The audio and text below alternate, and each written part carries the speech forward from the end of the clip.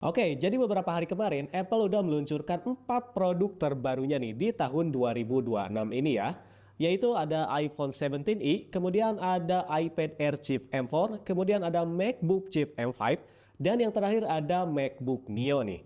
Nah, dari keempat produk tersebut, perubahan yang paling menonjol yaitu pada upgrade chipnya teman-teman ya. Apalagi si MacBook Neo ini, dia menggunakan chip yang berbeda dari MacBook sebelumnya, yaitu menggunakan chip dari iPhone 16 Pro. Ya, benar banget, yaitu A18 teman-teman ya. Nah, dengan perubahan upgrade seperti itu, apakah produk-produk ini masih worth it dibeli di tahun ini? Atau malah kita skip aja teman-teman? Oke, sebelum itu kita bakalan bahas detailnya dulu nih. Yang pertama ya, yaitu tentang iPhone 17e. Oke, tanpa berlama-lama lagi, saya Akbar and let's begin. Oke, dari sisi desain, iPhone 17e ini hadir dalam 3 pilihan warna yang clean dan elegan, yaitu black, white, dan soft pink.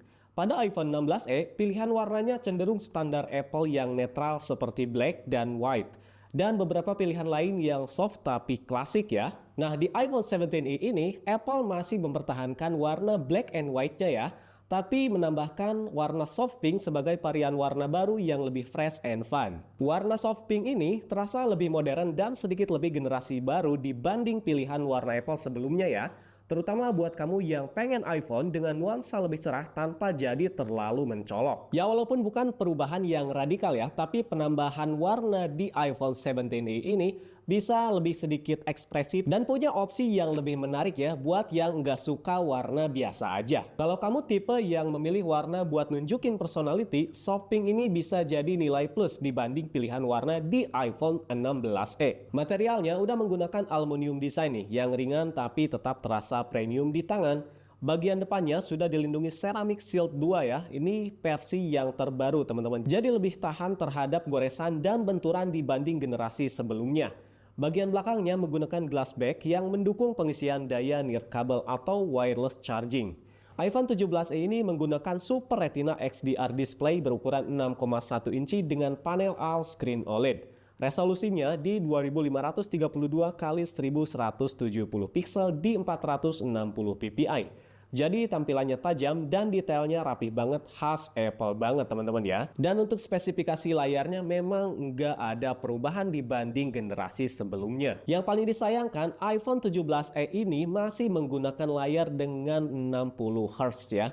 Masih sama dengan generasi sebelumnya. Jadi meskipun layarnya sudah Super Retina XDR OLED yang tajam, cerah, dan warnanya akurat, refresh rate-nya tetap 60 Hz. Buat banyak orang yang sudah terbiasa pakai HP dengan 90 Hz atau 120 Hz, ini bisa terasa kurang mulus ya, terutama pas scrolling cepat atau animasi di antar muka. Kalau dibandingkan dengan tren smartphone masa kini, banyak kompetitor di kelas harga yang sama sudah pakai refresh rate tinggi.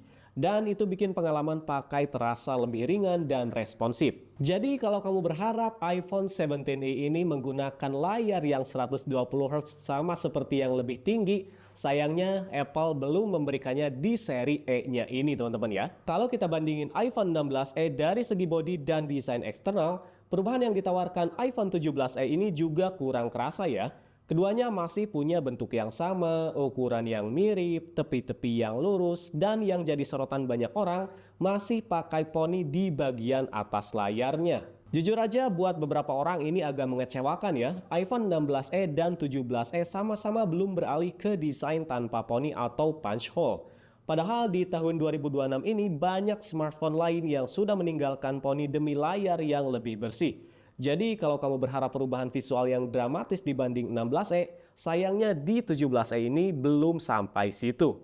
Untuk performanya, iPhone 17e ini dibekali dengan chip terbarunya Apple ya, yaitu chip A19 teman-teman. Jadi chip ini antara penggabungan performance yang lebih tinggi dengan efisiensi daya, yang bikin pemrosesan AI, editing foto, sampai pengenalan wajah jadi lebih cepat dan efisien. Bahkan sudah mendukung hardware accelerated ray tracing, yang artinya pengalaman gaming dengan efek pencahayaan realistis jadi makin maksimal. Jujur aja, ini salah satu upgrade paling niat ya di iPhone 17e ini. A19 bukan hanya ganti nama supaya terlihat baru. Memang kalau misalkan Apple udah naik generasi chip, pasti bakalan memberikan performance yang bakalan terasa teman-teman ya. Jadi menurut saya, chip A19 ini menjadi salah satu paling masuk akal ya untuk iPhone 17e layak kita pertimbangkan. Walaupun dari luar desainnya tidak banyak berubah, tapi di dalamnya sudah pakai mesin baru yang jauh lebih siap untuk kebutuhan sekarang dan beberapa tahun ke depan. Untuk kapasitas penyimpanannya tersedia dua pilihan ya, yaitu 256 GB dan 512 GB. Ya, bener banget. Jadi memang tidak ada varian 128 GB di model terbarunya Apple ini teman-teman ya. Kalau kita masuk ke sektor kamera, di iPhone 17e ini memang ada peningkatan yang cukup menarik ya. Dia udah menggunakan 48 megapiksel Fusion. Secara sederhana, ini bikin hasil fotonya lebih tajam dan detailnya lebih dapat ya. Dan fleksibel karena bisa ambil foto di resolusi 24 megapiksel atau full 48 megapiksel. Jadi kalau mau hasil yang lebih ringan buat disimpan bisa pakai 24 megapiksel. Tapi kalau mau detail maksimal tinggal pakai 48 megapiksel. Dari segi kualitas, hasil fotonya kelihatan lebih bersih dan natural. Warna tetap khas iPhone yang nggak lebay, tapi dynamic range-nya lebih rapi. Jadi bagian terang nggak gampang over dan bagian gelap masih kelihatan detailnya. Buat kondisi indoor atau cahaya agak redup juga lebih stabil. Nah, di iPhone 17 ini ada fitur baru nih, yaitu pengenalan hewan seperti anjing dan kucing ya. Jadi fokusnya bakalan lebih cepat dan akurat waktu kamu foto peliharaan yang lagi aktif-aktifnya.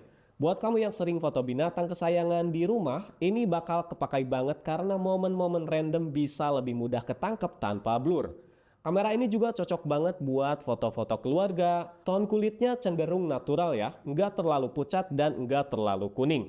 Buat momen kumpul bareng, acara sekolah anak, atau sekedar foto santai di rumah, hasilnya sudah lebih dari cukup tanpa perlu edit berlebihan. Kalau kita bandingkan dengan beberapa smartphone lain di kelas harga yang sama, memang jujur aja ya, Apple ini udah nggak sedominan dulu kalau misalkan kita bandingkan di segi fotonya teman-teman. Tapi lain ceritanya ya, kalau misalkan kita bandingin di hasil videonya teman-teman. Memang hasil video di iPhone itu masih sangat-sangat bagus banget dan cocok banget ya buat perekaman di konten profesional. Hasilnya menjadi salah satu yang paling konsisten dan paling stabil sampai dengan saat ini. Mulai dari warna yang natural, dynamic range yang rapi, fokus yang halus, sampai stabilisasi yang enak dilihat. Semuanya terasa matang. Bahkan untuk kebutuhan konten serius, banyak kreator yang masih mengandalkan iPhone karena hasil videonya sudah bisa langsung dipakai tanpa banyak koreksi warna. Untuk pengisian daya, iPhone 17e ini udah mendukung MagSafe wireless charging hingga 15 watt. Jadi tinggal tempel dan langsung ngecas dengan praktis ya.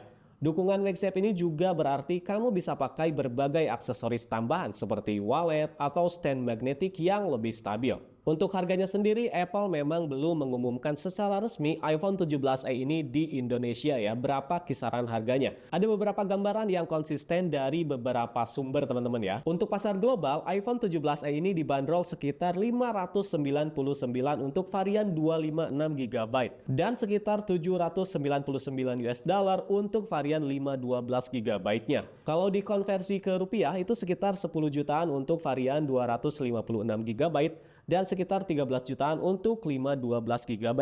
Jadi kalau dibandingkan dengan iPhone 16e sebelumnya yang saat rilis punya harga kisaran 10-11 juta juga, iPhone 17e ini tetap berada di rentan harga yang mirip ya, meskipun membawa lebih banyak spesifikasi dan storage standar yang lebih besar. Itu dia pembahasan lengkap iPhone 17e berdasarkan spesifikasi resminya ya. Kalau menurut kamu dengan spek seperti ini, apakah udah powerful nih untuk dipakai 3-4 tahun ke depan? Coba tulis di kolom komentar bawah ya. Jangan lupa like, share, dan subscribe di channel ini ya. Next kita bakalan bahas tentang iPad Air chip M4, kemudian MacBook yang menggunakan chip M5, dan MacBook Neo teman-teman. Oke, saya pamit, sampai ketemu di video berikutnya.